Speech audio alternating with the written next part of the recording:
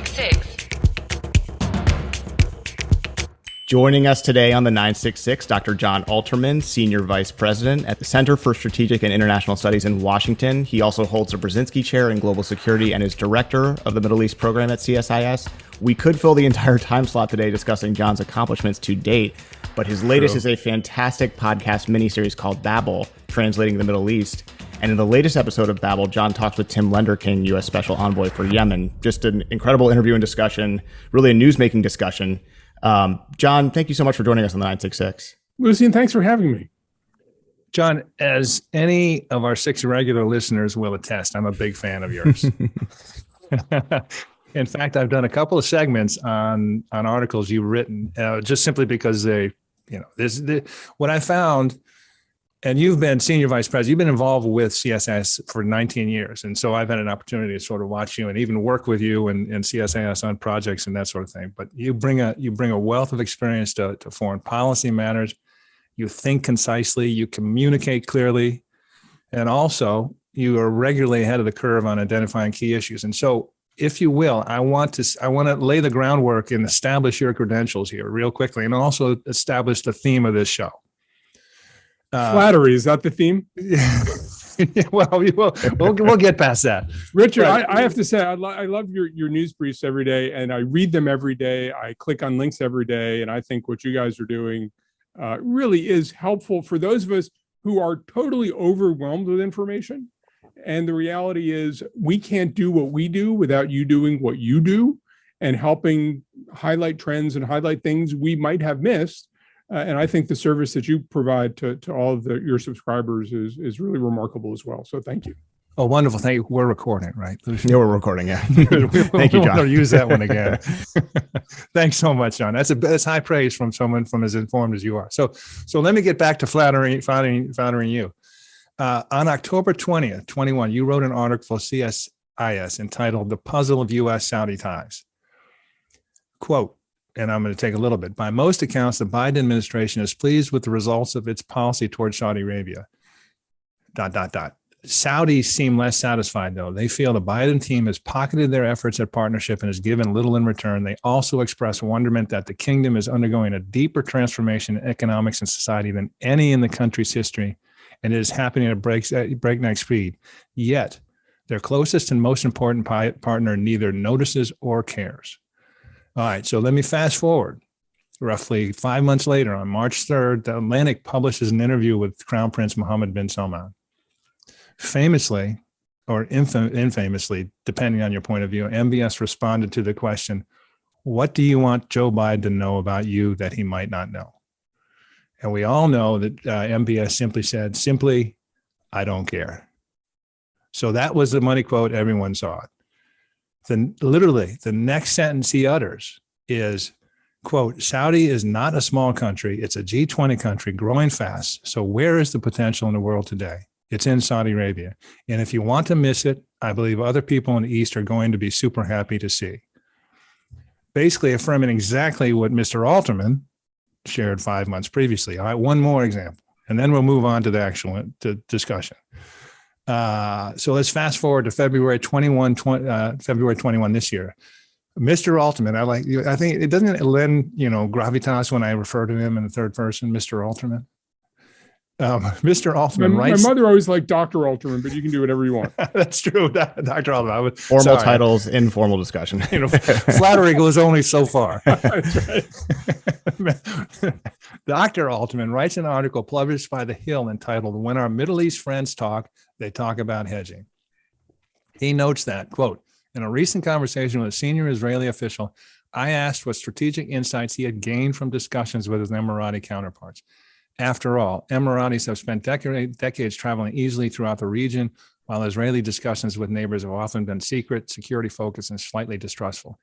His answer surprised me. He said the Emiratis told him to hedge. Perhaps even more surprising, he suggested that Israel was taking the advice to heart. So 3 days later, on February 24th, Russia invades Ukraine. And I did a personal survey, John, and found that, quote, hedging used to describe UAE and Israeli foreign policy after the Russian invasion appeared in global media sources 6.7 billion times. which leads me to the theme of this episode. And I had our crack graphics team. I'm sure you have a crack graphics team over CSIS to put something together. So this is the theme of our episode. Richard, you spent a lot of time on that. I can see. I did. My only regret is my daughter's off at school. If she were here, this would really be nice. There'd be some flowers and stuff on it. Yeah. Word art. Word art. So anyway, this is where we're coming from. We're speaking with a savant, Dr. Jon Alterman.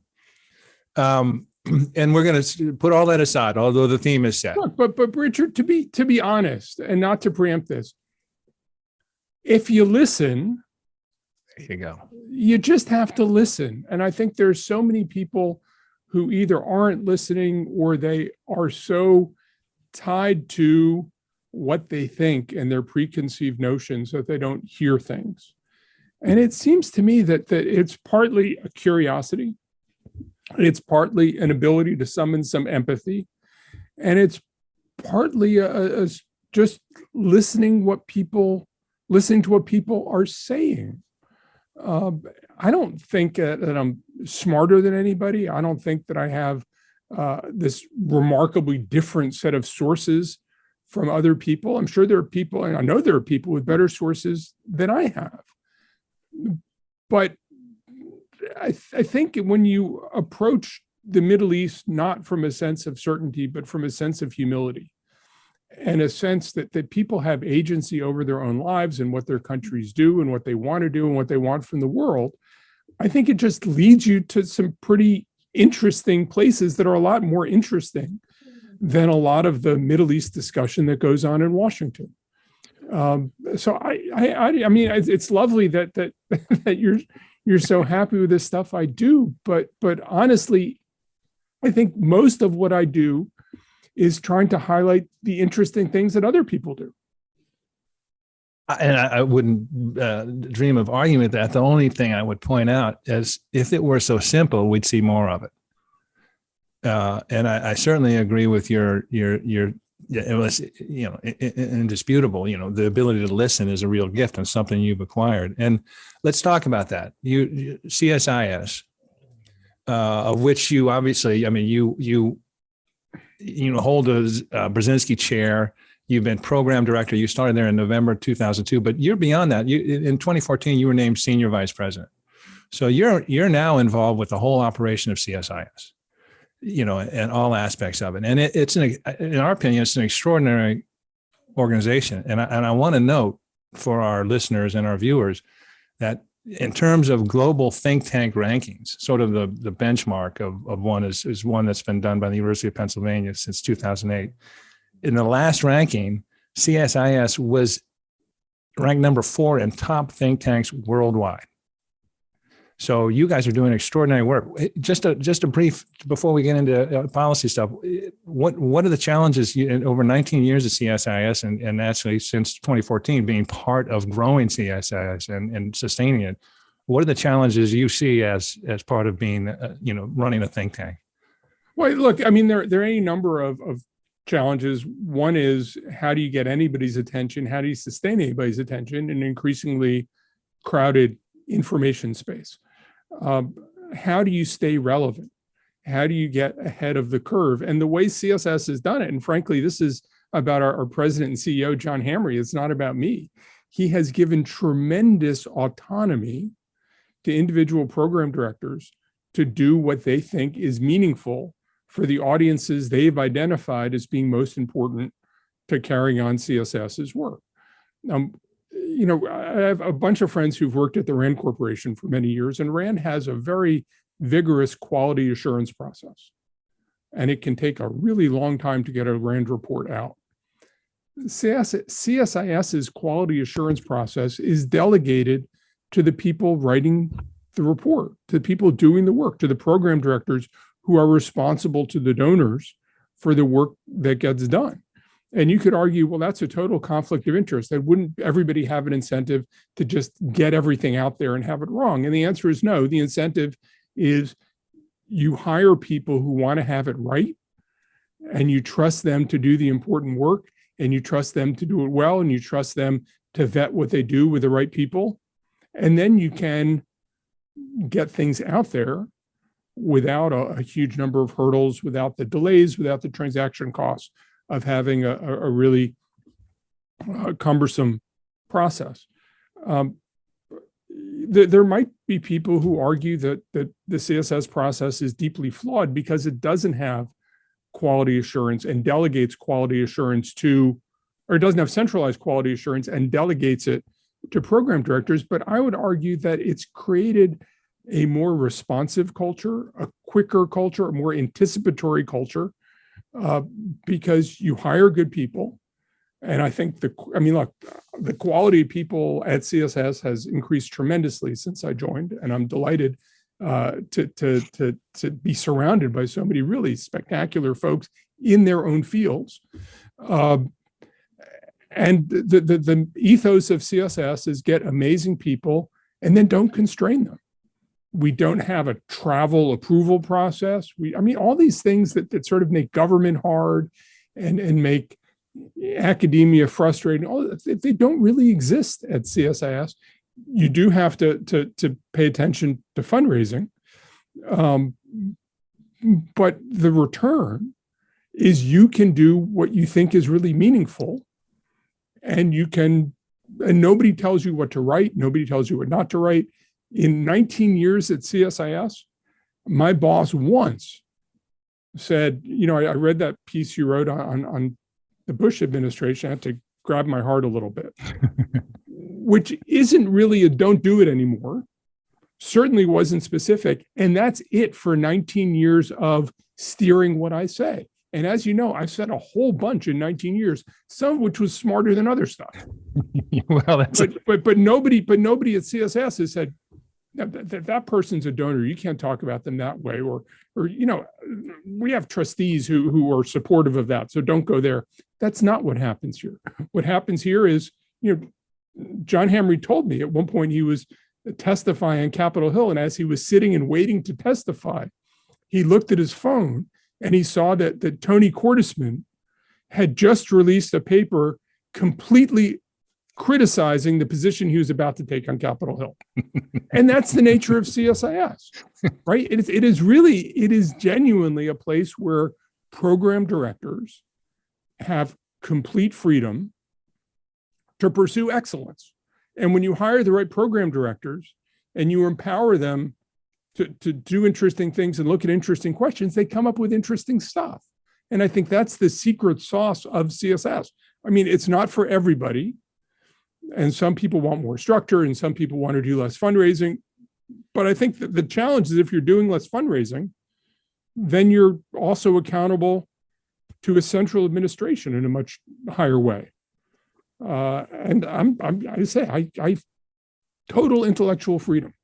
Well, it's clear there's a culture over there that's positive. And as an observer, outside observer, there are some fusty, sort of drafty think tanks around, but CSIS has always been, in my opinion, marked by competence, a dynamism, and an accessibility. And let's talk about that. In November 2019, you introduced Babel, which is your podcast, Translating the Middle East, and you very kindly, talked about our daily newsletter and the curation work we do.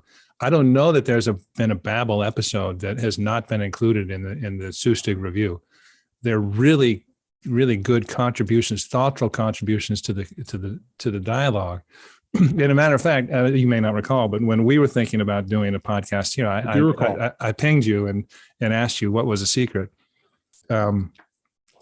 And having guests different from me, honestly. No, look, you didn't give me that advice. Well, come on. I think I did actually. I try to model what I think is really interesting. So I try to have interesting people who I think people haven't heard from or haven't heard a lot from.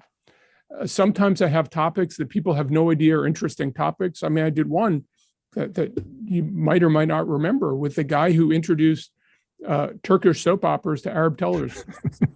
Right? Because there are interesting issues that reveals. It's somebody I've known for a long time. He's a very interesting guy. He's done interesting things, but it's not part of the discussion that everybody has. there are lots of discussions in Washington that I've been listening to for more than 20 years that are the same discussion.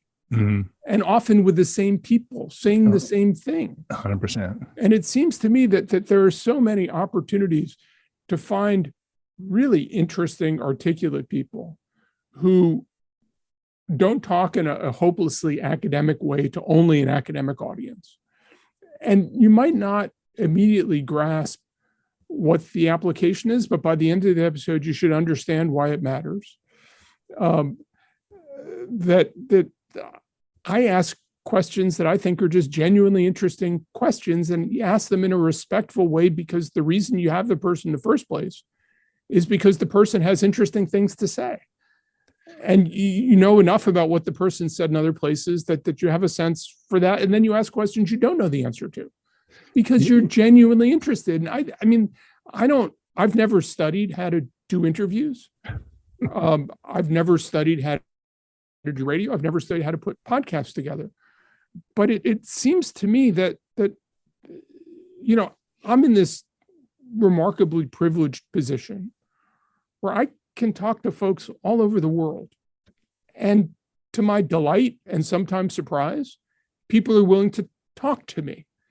And so what really interesting thing does that person have to say that an audience should really care about? And I think a lot about my audience. We did an audience survey, really gratified. We got more than 200 responses to our audience survey, which I think had only something to do with sending out, having a drawing for 10 free Babel mugs that we sent out.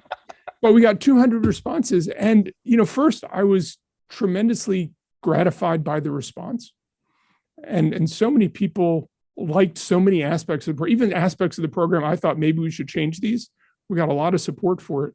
But then also seeing the kinds of people who responded, which is people in government and people in academia and people in think tanks and people in journalism and people in business. And it was just such a refreshing sense of there really is an audience for this. And, they see some value in it, and you create a virtual dialogue. And as we went through COVID, it's hard to get those kinds of dialogues. You can't sit with 20 people in a room with somebody who's really interesting. And in some ways, Babel was a way to pursue those conversations. Well, unknowingly, Lucian, I think we modeled ourselves on Babel. Again, we just jumped right in, really with no experience. And I like you, have been delighted when we delve into the Rolodex and ask people. They've said yes, and it's been very much the same thing. It's things we find interesting, and we focus on Saudi Arabia in particular, and we try and talk to people who wouldn't necessarily have a platform. And so it's been exciting. So now we get to I'm going to ask you the big question, and this is where we put Jon Alterman in charge. In case of those right here, put Jon Alterman in charge. Yeah. My kids will be the first ones to tell you what a bad idea that would be. But okay. So you just finished a monumental Babel project. 7 episodes titled U.S. Power and Influence in the Middle East. And I did a quick survey, 23 guests. I mean, just really heavy hitters and really people from across all spectrums of policy, academia, military, business, everything, U.S. foreign. So, and it really was a huge chunk. I mean, that's an ambitious program you just ran, Jon. I mean, and what I want you to do now is synopsize it really quickly. What'd you find in U.S. power and influence in the Middle East? Look, I mean, there's partly a question of what should the U.S. be trying to do, and then there's no question that after 20 years of essentially fighting wars in the Middle East, people are saying we have to have a different approach. What should that different approach be? What tools do we have? What should our goals be? What's the response of others to what we're trying to do? So we had an episode, as you know, that featured non-American voices. Mm-hmm. We had an episode that looked at some of the cultural issues. We had an issue or cultural investments the U.S. has made, economic issues, diplomatic tools. And then we had a wrap-up with, as you know, Martin Indyk and Mike Duran, and Dalia Dasa-Kay and Steve Wall. And I thought those were four really diverse views. I think they agreed on things that people would be surprised about. I think you could listen to any of them and say, yeah, that makes a lot of sense, but they can't all make sense because they have very different views. And again, I think that the nature of U.S. policy in the Middle East is hard. It's full of contradictions. It's full of tensions. It's full of incompatible goals. We have imperfect instruments. We have a dynamic situation in the region that we're trying to move in a more constructive direction. So we should approach it all with a sense of humility. We should not assume that wisdom is in any particular place. But let's sort of try to think more broadly. And honestly, one of the things I really liked about the series was it was a really thoughtful conversation with a lot of people with a lot of very different views. And I think if you care about the issue, my hope is that everybody would say, I had thought that person had nothing useful to say, but actually the person has really interesting things to say. And, we agree on these three things, but disagree on these two. And it seems to me that that's how you get smarter, is you put yourself in these positions where you hear things that make you intellectually uncomfortable, intellectually unsettled. Say, I thought I understood this really well, but maybe I have to rethink that. And I think that's what learning is. I think that's what deepening your understanding is. And we should put ourselves in the position of trying to be in that space a lot more than we are. When interns finish their internship with me, we have program T-shirts. And on the back of the program T-shirt is a quote from the Swiss social historian Jacob Burckhardt that says, "The essence of tyranny is the denial of complexity." And I love that quotation. I at first heard my old boss, Senator Daniel Patrick Moynihan, had quoted it. And the more I thought about it, the more I thought about my time in the Middle East, the more I thought about what I'm trying to do as an intellectual enterprise. The essence of tyranny is the denial of complexity. And I keep thinking, are there any exceptions to that? And frankly, I always have a hard time thinking of them. Well, let's go. Because there's something about tyrannical regimes that say, look, the whole thing is simple. The whole thing is simple. And it's not simple. And I think the question is, so how do you nurse wisdom out of the complexity? And that's, I think, what we all should be engaged in, what I'm, my own modest efforts are trying to promote. Well, let's take two of those thoughts and apply them to the Gulf right now. One, it seems, as you just went through a whole series of discussions about U.S. foreign policy over the last 20 years. It seems to me, this is first aspect, that it's more in flux now than it has been for some time in terms of what we're going to be doing, the direction we're headed, what we truly believe in and what we're capable of sustaining. Right? That's one part. The other is to take the essence of tyranny is a denial of complexity. One of the things our partners and long-term allies in the region, specifically the UAE and Saudi Arabia, are saying is your approach to us is not nuanced enough. It's, in other words, it's not recognizing or acknowledging that the complexity of our reality and how you might engage with our reality. Is that a fair way to say this? I'm sorry, essentially saying we need. I heard it's not, and then the screen froze, so I didn't. All right, so I think what our partners in the UAE and Saudi Arabia in particular are saying to us is you need to update your dated rules of engagement with us, and that the relationship is more complex than just simply oil for security. And we'd like to do that, but this needs to happen. And this is why we're unhappy for any number of reasons. Is that accurate? The two parts. Our Middle East policy is influx is up for debate. We don't know where we're headed exactly. And on our counterparts, our partners in the region, specifically the GCC, are not happy with how it's been and feel like it's not. It doesn't fully take into account their realities. It's not complex enough. So, I think there are a lot of things going on there. One of which is it's true that our partners in the Gulf absolutely feel that they are going through a tremendous transition. And the United States is either disinterested or ignorant in a lot of what's going on. It's also true that I think a lot of people in the U.S. government have thought that the U.S. has paid tremendous attention, devoted tremendous energy and resources to the Middle East for decades. And there are actually more important things going on in the world. And we have to rebalance. And this is, the Obama administration talked about rebalancing to Asia, and that's a slow process, which remains incomplete. But I think the military in particular thinks you can put infinite money and effort into the Middle East and you won't solve the region's problems. I think there's also, particularly in the Democratic Party, but not only the Democratic Party, a concern that there's a sort of moral hazard involved with U.S. engagement in the Middle East, that we encourage countries to do things that are more reckless because they think the United States has its back. And I think you saw that articulated sometimes during the Obama administration. I think you're seeing it articulated sometimes during the Biden administration.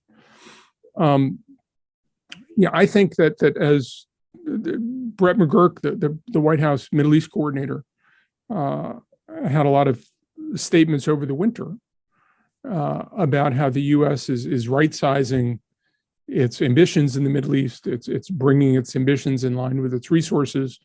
And what I've told senior White House officials and others is I think when you say that, but you don't actually say what you care about, then people have to project what you do care about, and they sort of assume the worst, that they think that the Biden administration really has no interest in any sustained presence in the Middle East. They think that this is a bottomless pit. The U.S. is trying to get out. And then they think about what they should do otherwise. And, I think the Israelis and the Emiratis and the Saudis are reaching out to Turkey. And that is partly a consequence of feeling that the United States is not going to be there the way they need it to be on issues like Iran and other issues. And Turkey's economic distress gives them an opportunity to move Turkey to align with their interests because they can't count on the United States. So I think there are a lot of moving pieces. I think the one of the most important insights is a senior Indian diplomat said a couple of years ago, the U.S. has been fighting and not winning in the Middle East for 20 years, and China's been winning and not fighting in the Middle East for 20 years. And I think that's true from an American perspective. And the question is, so what do you do about that? And to the extent that the United States feels that its policy in the Middle East has been at least in part at the behest of local governments, there is an instinct if we have to tell the local governments we will not continue to have this military-led policy to solve all of your problems and absolve you from the need to resolve problems on your own. The flip side, of course, is that Middle Eastern governments have also been incredibly accommodating of U.S. defense requests. They've bought a lot of U.S. weapons. It's helped production lines for a lot of U.S. weapon systems. That's certainly in flux. I think other aspects of the military relationship are in flux, and I think it's going to require some management. The other thing that's going on, and it's I think an undercurrent, but it's an important one to think about. And to my mind, this is the biggest strategic issue affecting the Middle East for the next 30 years is there's going to be an energy transition. Its impact on U.S. relations to the Middle East and the Middle East's relations with the outside world and the Middle East's internal conditions is not obvious. It is not going to be linear. I think you're not just going to see, well, a steady decrease in energy revenues and a steady increase in this or that. I think it is going to be punctuated by instability and uncertainty. I think you're going to see a lot of different countries trying different things and having different levels of success. And as we think about what U.S. strategy should be, I think we have to think about where are we trying to go? Where do we want our partners in the region to go? What role does the U.S. have helping them get there?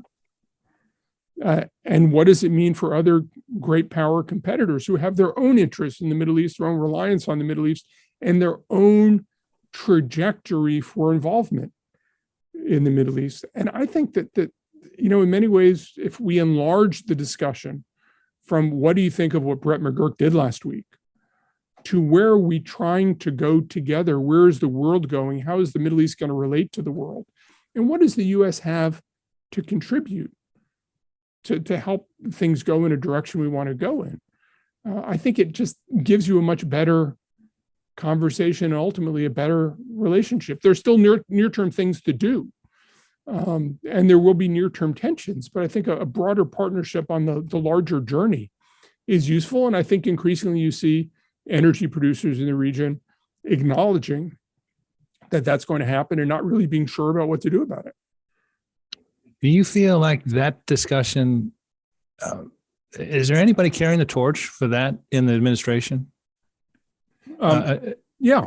I mean, they say they are, but they get overwhelmed by the day-to-day. Yeah.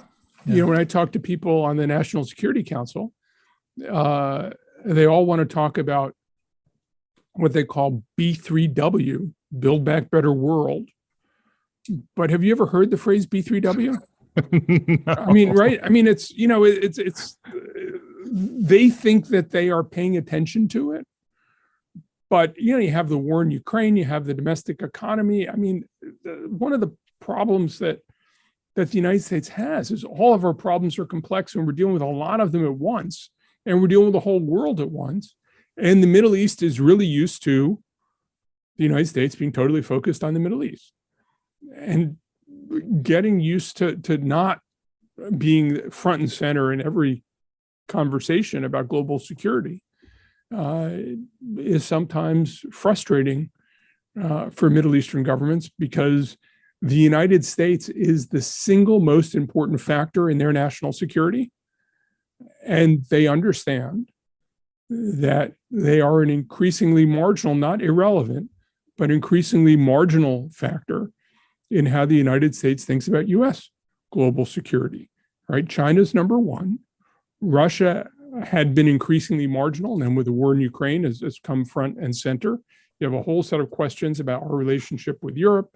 And then the Middle East is sort of in there with other parts of the world, but not in that privileged position it had certainly after 9/11, but to even to a great extent after the Cold War in the 90s. I would argue that energy security became one of the central organizing principles of U.S. foreign and security policy. Mm-hmm. So you could argue that there was this 30-year period, which happened to coincide with our professional careers, a 30-year period where the world really, really, really couldn't help but care a lot about the Middle East. And we're moving into a space where I think the Middle East is going to have to make a case for why people should care as much as they should. And that's a different kind of position the Middle East has been for a long time. Now, you've spent a lot of time, and you're exactly right, that China, Russia, EU, rest of the world sort of hierarchy does exist. Just today, just yesterday, the U.S. Senate passed basically essentially a China, competition bill, seeking to allocate billions and billions of dollars. You spent a lot of time paying attention to China in the region. what should U.S. policymakers understand about China in the region? What go ahead. I think China is really deliberate in the region. I mean, I started looking at China, Middle East issues. Right? So when I first came to CSIS in 2002, one of the pieces of advice I got was, why don't you come up with 6 or 8 projects that you might do if you can find funding and, you know, get some traction on it. And China in the Middle East was one of them. China in the Middle East in the early 2000s is totally different from China in the Middle East today. And so I've had the privilege of watching China's interest in the Middle East and the Middle East interest in China grow tremendously over the last 15 years. I got in on the ground floor with a lot of really impressive Chinese scholars of the Middle East who, I mean, nobody's interested in what they did back in 2005, 2006, because China just wasn't that big a factor. But I couldn't see a way in which China wouldn't become a larger factor in the region. I think we as Americans have a problem understanding why people wouldn't want to act the way we act. So we assume that China will have the same ambitions of the United States, that the Chinese challenge is replicating what the U.S. tries to do and displacing the United States. I think China looks at the United States and says, that's great. What the United States does is crazy. It's expensive. It creates enemies. It creates friction. This sort of American insistence on choosing sides that we got very used to during the Cold War isn't something China needs to do at all. And China, of course, has superb relations with Israel and Saudi Arabia and Iran. And they see that as a benefit to them, a benefit to their interests. I think China is very circumspect about military investments and thinks that they can get diplomatic and economic benefits without the kinds of military commitments the U.S. has had. And it doesn't want to have a military confrontation with the United States in the Middle East. It wants to sort of be in the slipstream behind the United States, let the military spend the money and make the enemies, and China can be the good cop. I think there's a question we have to think about of how much do you want to incorporate China, enlist China, enmesh China in a security regime in the region, how much we want to constrain certain kinds of things that China might do. And my understanding when I talk to American diplomats is there's sort of uncertainty about exactly what our organizing principles should be when China comes in with economic tools and diplomatic tools and other things. China, I certainly have heard in the last couple of years in the Gulf, has been talking a lot more about security than China ever talked about before. China initially was just, we only do economics. And I remember having a conversation with a remarkable young Chinese diplomat in Algiers in about 2008. And he said to me, how about you do security, we do business? And that's, I think, changing. But exactly what China wants to do, what China will want to do in the future, what China thinks its own energy transition will look like and how much it will rely on the Middle East for how long, I think it is a question we should be exploring, and certainly one that we're exploring at CSIS and some of our longer range work.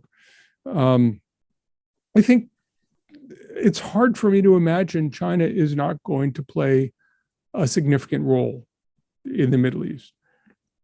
We have to think more about what we want to encourage, what we want to discourage, and what we need to frustrate. And I think we're sort of at the early stages of thinking about some of those issues. As I said, I agree. I think we're in flux. And in Ukraine, is the invasion of Ukraine is brought these paradigm flaws, these grievances, these different perceptions to the fore.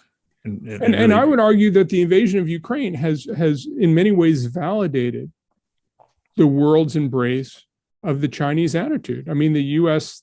instinct with Ukraine is we're going to have people choose sides. You're going to choose the Russian side, or you're going to choose the American side.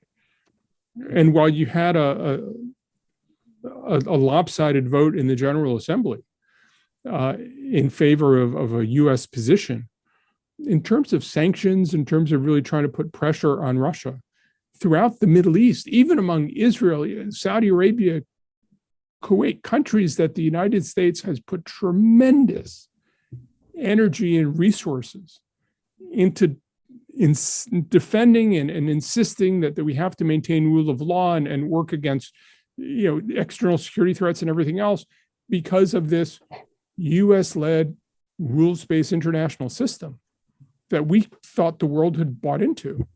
You see Russia move into the Ukraine, everybody says, what do you mean rules-based system? It's, it's a superpower thing that's between you guys. We don't really want to choose sides. We can't choose sides. We have reason not to choose sides. And to me, that's a huge victory for the Chinese rationale for how the world should work. And to me, also a danger sign of what might happen if U.S.-Chinese competition takes a darker turn. Is the world really going to side with the United States? Or are people who don't feel directly threatened going to say, rules-based system, non-rules-based system, we don't really have a dog in this fight? I mean, there's an Arabic expression when I was in Egypt in March. I was giving a talk on sort of Ukraine and the United States and things, and the guy said, do you know the expression, La naqta lana fiha wala gamal? I said, no. He said, well, and it's hard to translate because naqta is a female camel, right? But it's basically, I don't have a dog in this fight. It's a 1,500-year-old Arabic expression. I don't have a dog in this fight. But I think for the Arab world, which has presented itself as a close partner to the United States for decades, where the United States has advanced this rules-based system, and they say, no, we don't have to choose. And, people have said, well, that's because the U.S. invaded Iraq in violation of international law, or the U.S. hasn't cared about the Palestinians. The U.S. never cares about international law. We've never taken that seriously. But that's not the way people in Washington have treated it. People in Washington have treated it as these countries want to align with us. They want to be our friends. We can count on them. And, we just have to keep them from going over to China. But I don't think people are going over to China. I think the argument is we can be totally neutral. But that's not the way the U.S. has built its understanding of the world and global security. It's been eye-opening. I think if you're an American, policymaker who, hews to that traditional paradigm, you're either with us or against us. And I hope it's been instructive. I don't know. One of the interesting things that in the region, let's look at the Gulf. And I 100% agree, John. It's been fascinating to watch those, significant percentage of the world try and opt out.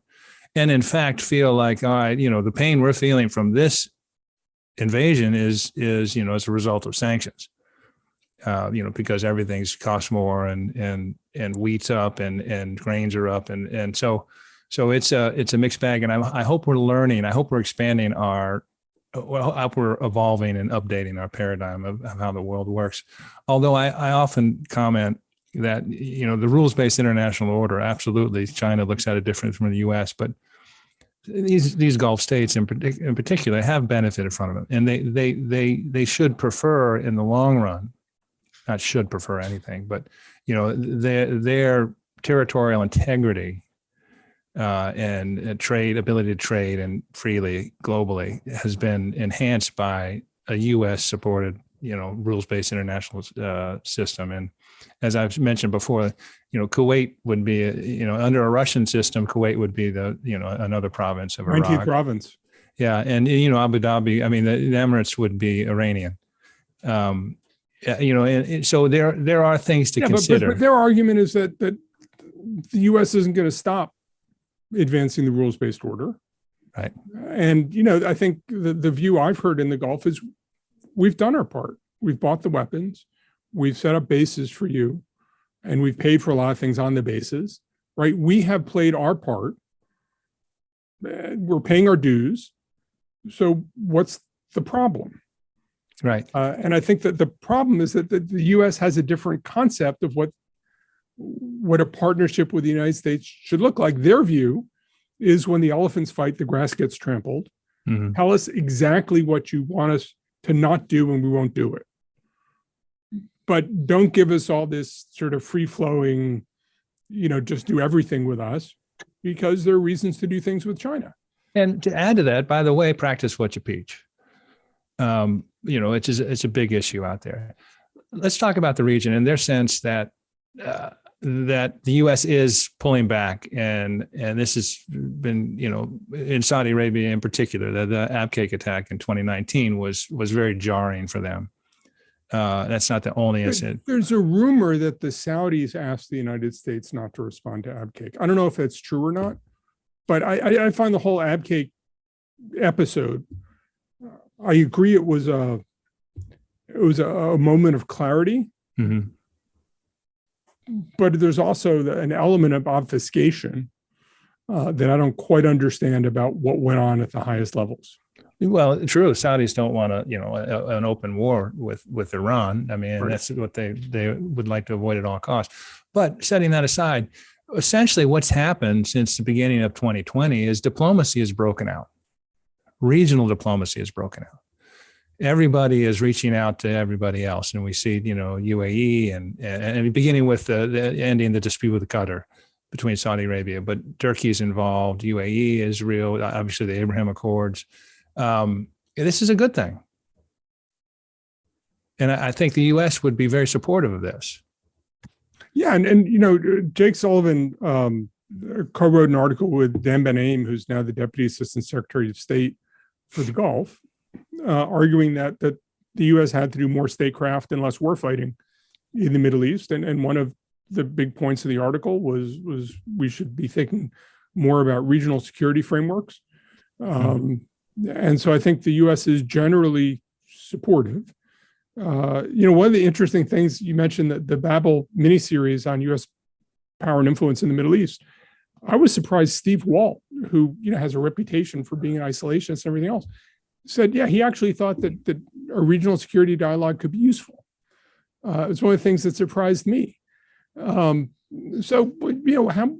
should the U.S. do? What should the character of them be? What should the U.S. role be? The Iraqis sponsored a dialogue last August, and President Macron was there. The story I heard from some of the Arab attendees was, what's Macron's role? We don't actually need him here.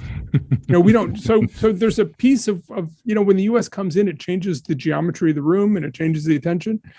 There are things the U.S. can do that are really constructive that don't have U.S. fingerprints all over them, don't have a visible U.S. role.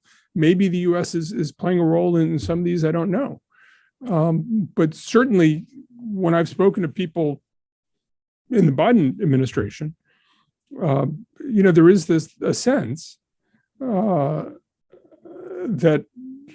the region having more regional dialogues and dealing more with their issues and not having the U.S. constantly with a thumb on the scale led by U.S. troop presence or U.S. troops fighting is a good thing for the United States and a good thing for the region.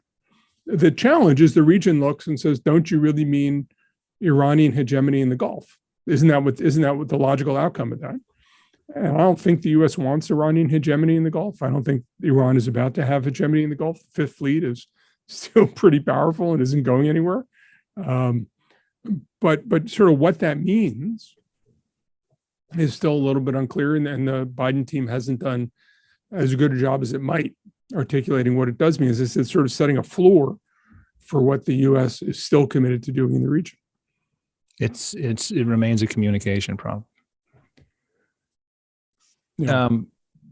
Again, you wrote an article, and we're not going to do it today, but I think it's worthwhile. But I thought it went unremarked, and it should have gotten more attention. And it was talking about, you coined the term, I think, GCC consensus.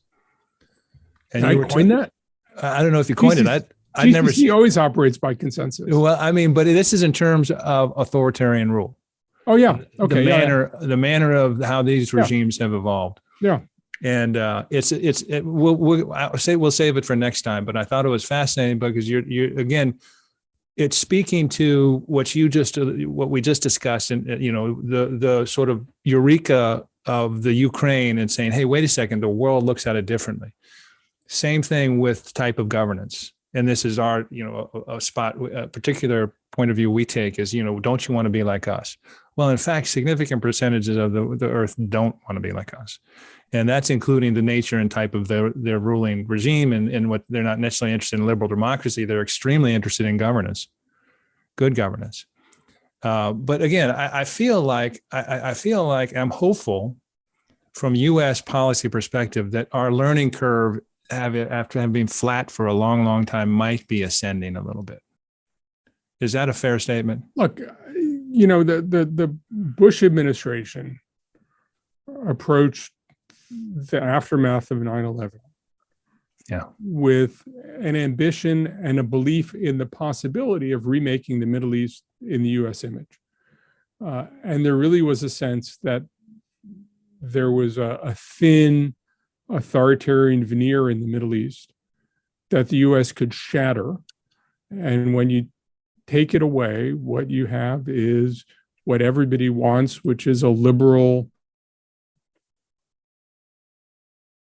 democracy, small liberal democracy, because everybody wants freedom and everybody,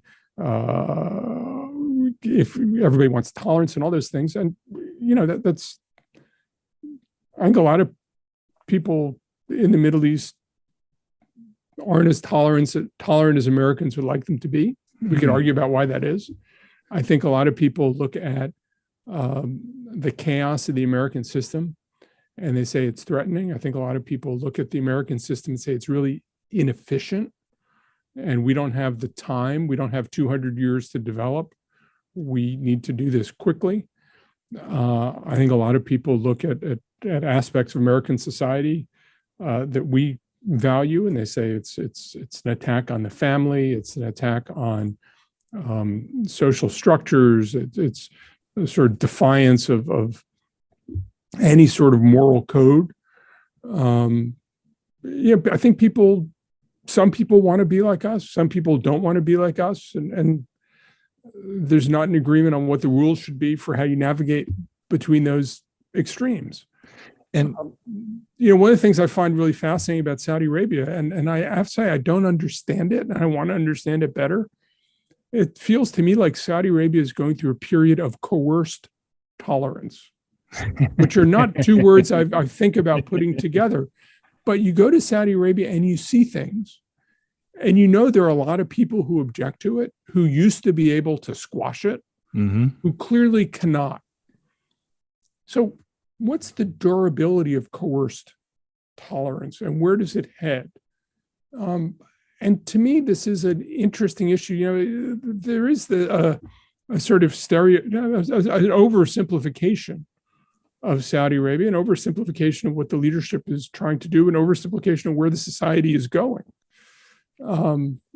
But to me, Saudi Arabia is a remarkable puzzle, the outcome of which I wouldn't begin to predict.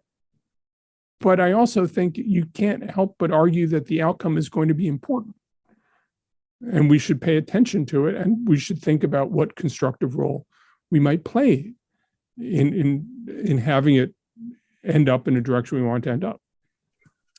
I think that's a well put, coerced tolerance. Yes, we often refer to Saudi Arabia as an experiment here, whose results are yet to be determined. Fascinating discussion. I would add one more thing in terms of, and I think it's implicit in what you were saying about how, the region, but also now China and much of Asia looks at the U.S. liberal democratic approach. And that is the fundamental relationship between the individual and the community. And, our emphasis on, private rights and individual rights just doesn't resonate with much of these populations. They don't put that first. They don't put that before the community. And I think it resonates with some people. It does. And the question is, is this sort of an inevitable aspect of modernity and group identity falls away inevitably? Or is there a way to be modern and to think about group identity in a different way? I would argue that the UAE is a fascinating experiment in trying to promote strong group identity and modernity with sort of circumscribed freedoms. I recall that the Arab Youth Survey asked people throughout the Arab world, I think 8 countries, do you approve of how your government's responding to COVID-19? And the answer in the UAE was 100% approval. And so on Babel, I spoke to the pollster who did the survey. I said, don't you think that's strange? He said, no. I said, 100%? I mean, you can't get 100% of Americans to agree the earth is flat and the sun rises in the east. And he said, yeah, but the government's done a really good job here. And there is in the UAE a tremendous sense of shared responsibility to support the leadership and a tremendous sense among Emiratis. As an Emirati friend of mine has said, you have to understand the reservoir of goodwill the government has built up. Mm-hmm. So there's a question of what are people willing to say to somebody else? What are people willing to articulate, to utter that is critical? You have a tremendous group identity where people say part of being in the group is supporting the leadership. And then you have a question of, is that sustainable? And I think there are people who say, no, it's not sustainable. I wonder how sustainable it is. I think it's possibly sustainable. I wonder the circumstances under which it's sustainable. To me, this becomes a question mark rather than a source of either approval or condemnation. And I think we all have to approach it partly with a degree of humility, partly with a degree of wonder that societies find ways to make things work for them that aren't what we would suggest, that aren't what we think is the right thing. They think it's the right thing, or a lot of people think it's the right thing. And ultimately, this is about their lives and the lives of their children and grandchildren. Our ability to shift it in a radical way is probably constrained. Can we shift it in marginal ways? Can you plant seeds? I think there are a lot of constructive things to do. And as we talked about in the cultural power episode of Babel, American universities have played a tremendous role. American management and having Arabs work in American companies has played a tremendous role. There are things we can do, but we don't shape these societies. We don't shape the way they work. We don't shape the way they engage with each other. And to me, that's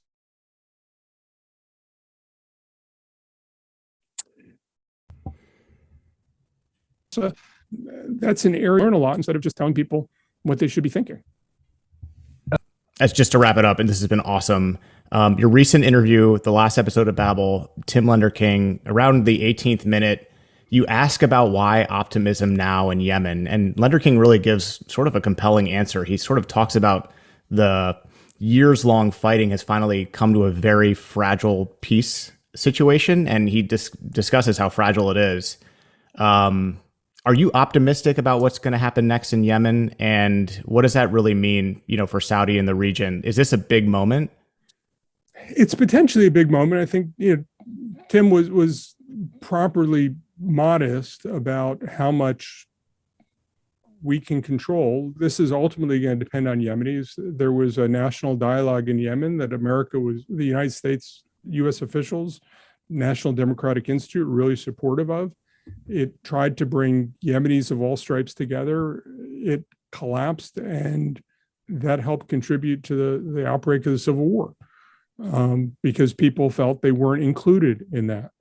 To me, it's the situation in Yemen is a reminder that the United States has tremendous power. American officials have the ability to marshal a whole of government approach in the U.S., and we can get other countries to line up and support. And I think the U.S. role in doing that is unparalleled in the world and is one of our real unique contributions. But at the same time, when you're talking to people about not only millions or tens of millions of dollars that they may personally have access to. But the lives of their children and grandchildren, their necessity to think about how this plays out over years against U.S. officials who might rotate out of a job in a year or two or three.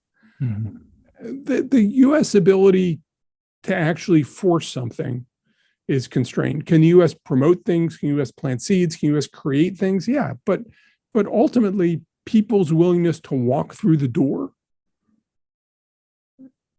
it's good to have a door, but their willingness to walk through that door, let alone walk through the door together, ultimately depends on their assessments of their own futures and their assessments of what the outcomes are. And I think any responsible U.S. official, and certainly every diplomat I've worked with in the U.S. government, understands we can create choices. You can try to stack the choices, but you can't make somebody choose a choice. The choice is up to them. And I think, the U.S. has created an opportunity. It is fragile. The Houthis had thought they were going to take over Ma'rib and they were going to be in the catbird seat to decide how all this played out. They weren't able to take over Ma'rib. Ma'rib is messy.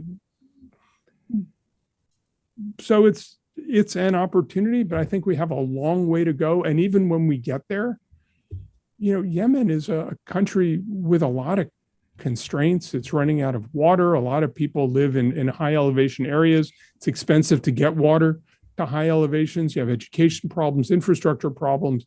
There's not much industry. I mean, Yemen has challenges that extend beyond the civil war and predate the civil war.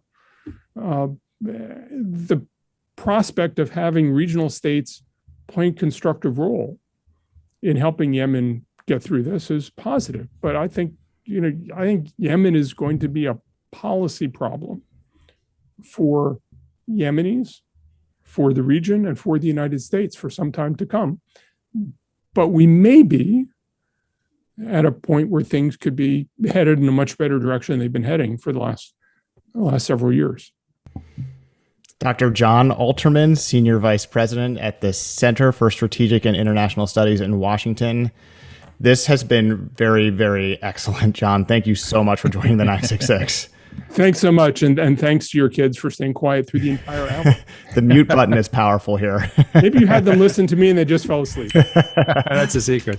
No, John, what a delight. Everything I thought it might be. Thank you for sharing your experience. And as I said, your constant and unremitting clarity, which really greatly appreciated.